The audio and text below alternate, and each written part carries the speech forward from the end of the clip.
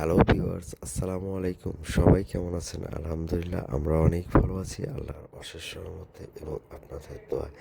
আজকে অনেক দিন পরে আমি একটা ভয়েস দিয়ে ভিডিও নিয়ে ইউটিউব চ্যানেলটাতে আপলোড করছি। কেমন হয়েছে অবশ্যই জানাবেন এবং আমার যদি কোনো ভুল হয়ে থাকে আমাদেরকে ক্ষমা করে দেবেন। আমরা আজ থেকে 2 বছর আগে পনেরো পার্কে ঘুরতে গেছিলাম। সেটির অবস্থান হচ্ছে রাঙামাটি জেলাতে।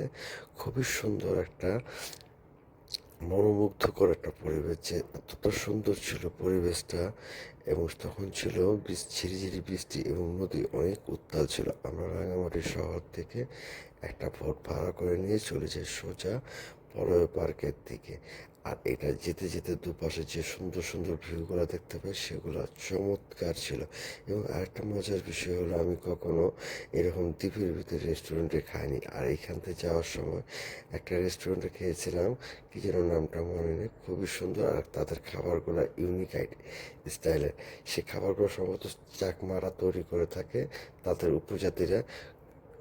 ব্যতিক্রম রকম, যারা আমরা সাধারণত ঢাকা শহরে বা আমাদের দেশে খাবারগুলো খেয়ে থাকি প্রচলিত সেই খাবারগুলোর টেস্ট না, তাদের একটু অন্য স্টাইলের খাবার, যেটা কিনা যারা রাঙামাটি গিয়েছেন তারা বলতে পারবেন। কারণ আমি তো সুন্দরভাবে গুছিয়ে কথা বলতে পারি না, এবং কি আমার ওই ধরনের কোনো এক্সপিরিয়েন্সও নেই কীভাবে কথা বলতে। আর আমরা যখন ওইখান থেকে খাওয়া দাওয়া করে এই পলয়ের পার্কে যাই, বুলবুলি আর্মি এতটা খুশি হয় এবং চারপাশের ভিউ দেখে ছোটাছুটি শুরু করে। তো খুবই সুন্দর একটা মনোরম পরিবেশ ছিল। আর আমরা সেখানে যেতে না যেতে আমাদের বৃষ্টি হয়েছিল, জুতা টুতা সব কিছু নষ্ট হয়ে যায়। খুবই সুন্দর এবং খুব সুন্দরই লাগছে, যেটা কিনা আমি ভাষায় প্রকাশ করবো। তার আলহামদুলিল্লাহ আমাদের সেই ট্যুরটা খুবই ভালো হয়েছিল।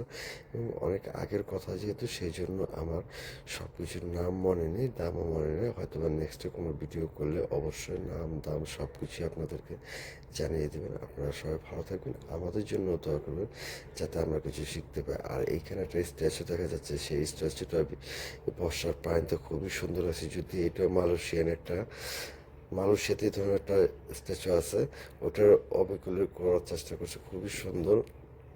বর্ষার পানিটা এই জায়গাটাতে কোনো অনেক রিস্ক, তারপরও তারা এখানে অনেক খেলাধুলা করছে, খুব ভালো লাগছে দেখে। আর যারা সাঁতার না জানেন অবশ্যই আমি রিকমেন্ড করবো কেউ এখানে যাওয়ার চেষ্টা করুন, কারণ এখানে প্রচুর বাতাসের স্রোত ও আর একটা বিকট শব্দ বাতাসে, খুবই সুন্দর। এবং আমরা যাওয়ার সময় দেখতে পাই রাঙামাটি যে ঝুলন্ত ব্রিজটা ছিল সেটাও ডুবে গেছে। আর এই পনেরো পার্কের একটা ব্রিজ, এই ব্রিজটাতে দেখে বুলবুলি মিমকে ধরে রেখে খুব সুন্দর নিজে একা দৌড়ে চলে যায় পাখির মতো উঠতে উঠতে। আসলে তারা যে এতটা খুশি হবে আমি ভাবতেও পারিনি। আমি কয়েক জায়গায় তাদেরকে ঘুরতে নিয়ে গেছি, কিন্তু এই পার্কটা তাদেরকে সবচেয়ে বেশি ভালো লাগছে। আমার মনেটা বলছে পানি আসলে সবারই পছন্দ, কিন্তু সবসময় খেয়াল রাখবেন পানির থেকে সাবধানতা। কারণ আমাদের দেশে অনেক ধরনের অনাকাঙ্ক্ষিত ঘটে যায় শুধুমাত্র সাঁতার না জানার কারণে। সেই জন্য চেষ্টা করবেন সবাই একটু সাঁতার শেখার জন্য, নিজের আত্মরক্ষার জন্য। আর এই পার্কের বিশেষত্ব হচ্ছে সম্ভবত এই ব্রিজটাই খুবই সুন্দর,